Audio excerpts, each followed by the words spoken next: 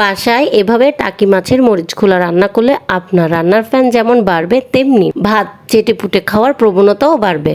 এজন্য প্রথমে আমি নিয়ে নিলাম 2টা পেঁয়াজ কুচি, 5 থেকে 6 কোষ রসুন, 8 থেকে 9টা শুকনো মরিচ, 1টা টমেটো কুচি ও ধনিয়া পাতা, সাথে টুকরো করে রাখা টাকি মাছ। এরপর একটি কড়াইতে সরিষার তেল গরম করে নিন, এতে পেঁয়াজ কুচি দিয়ে ভেজে নিন যতক্ষণ না পেঁয়াজ সোনালি রং হয়ে আসে।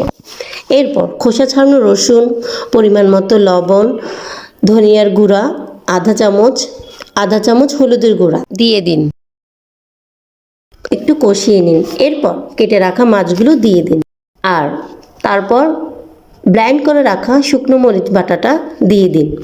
এরপর টমেটো কুচি যোগ করুন, কিছুক্ষণ ভেজে নিন যাতে মশলাটা ভালোভাবে মিশে যায়। রান্না শেষ হয়ে আসলে ধনেপাতা ছিটিয়ে গরম গরম পরিবেশন করুন।